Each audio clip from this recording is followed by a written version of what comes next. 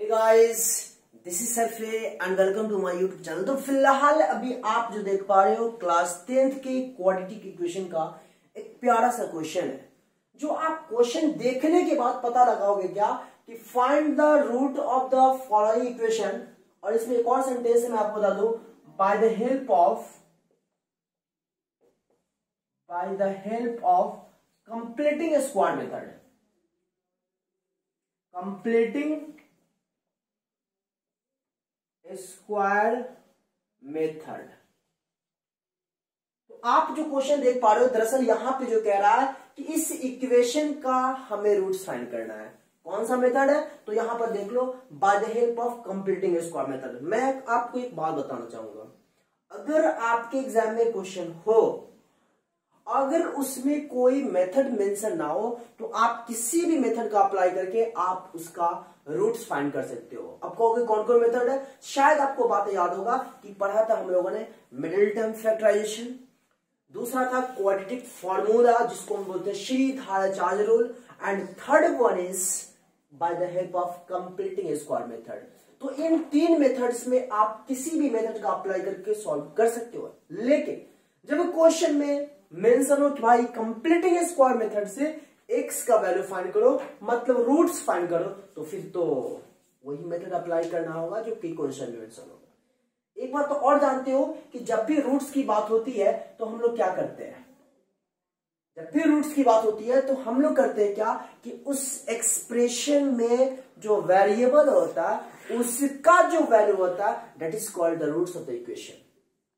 अगर फंक्शन हमारा y के टर्म में हो तो y का वैल्यू रूट्स कहलाएगा, x के टर्म में हो तो x का जो वैल्यू होगा वो रूट्स कहलाएगा, a के टर्म में हो तो a का जो वैल्यू होगा वो रूट्स कहलाएगा। यहां तो आप देख पा रहे हो x के टर्म में। फिलहाल अभी जो आपको फाइंड करना है वो फॉर्म है एक्स स्क्वायर, मतलब x का वैल्यू मालूम करना है।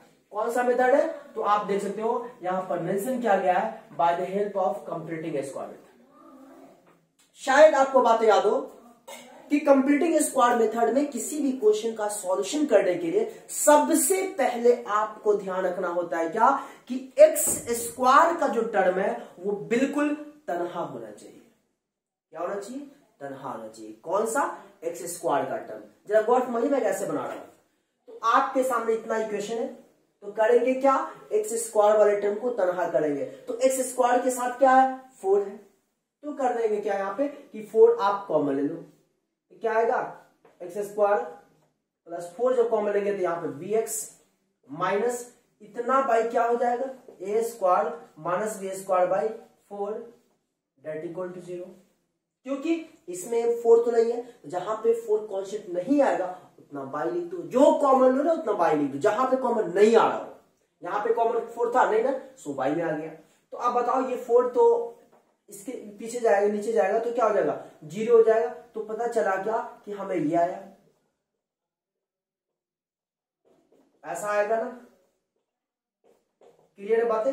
और शायद आपको बात याद हो कि हम लोग यहां पे 2 फॉर्मूला अप्लाई करते हैं। अगर 2 फॉर्मूला में कोई एक फॉर्मूला, मतलब अगर a square plus b square plus 2ab है तो a plus b whole square, a square minus 2b plus b square है तो a minus b whole square. इन दोनों में से कोई एक फॉर्मूला अप्लाई करके हम लोग सॉल्व करते हैं। तो आप खुद देखो, इसको a मानो तो a का स्क्वायर, अब यहां प्लस है तो प्लस हो गया, ठीक है।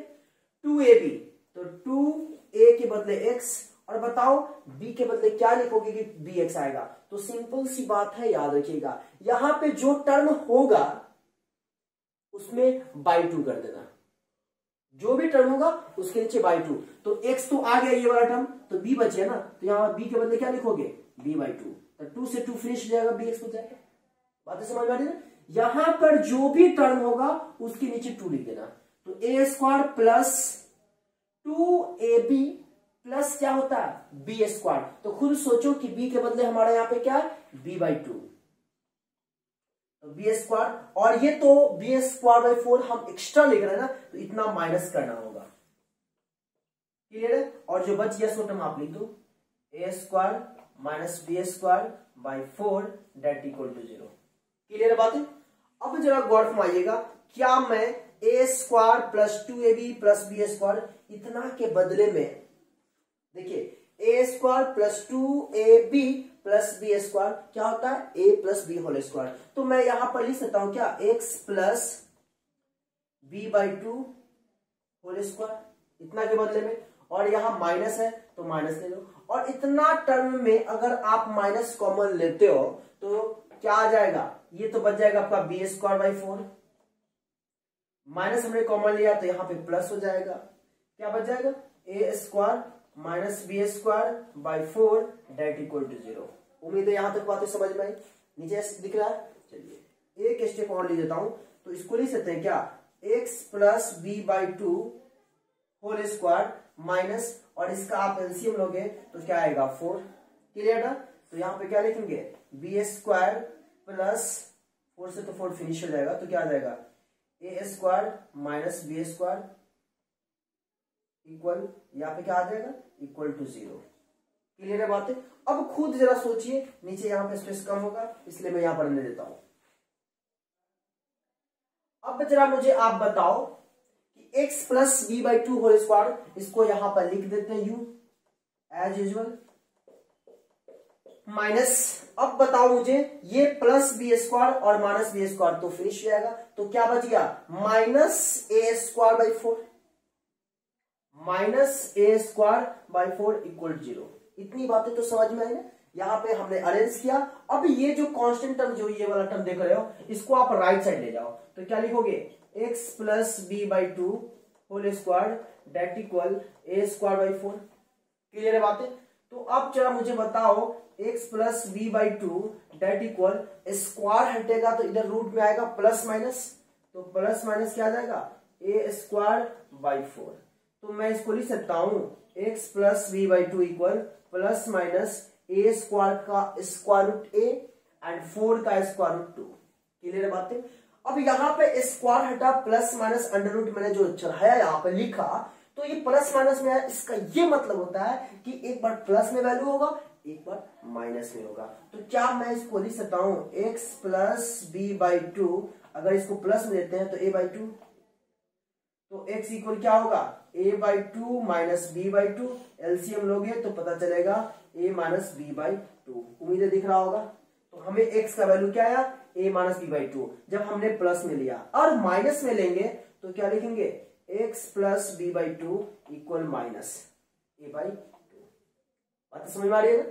तो x इक्वल क्या हो जाएगा minus a/2 minus b/2, LCM लोगे तो आ जाएगा आपका माइनस a माइनस b/2, और ये भी आंसर होगा।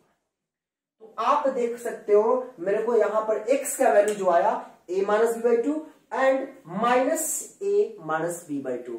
इस तरीके से हमारा इस क्वेश्चन का सॉल्यूशन होता है, जो कि मैंने बताया bye the help of completing square method.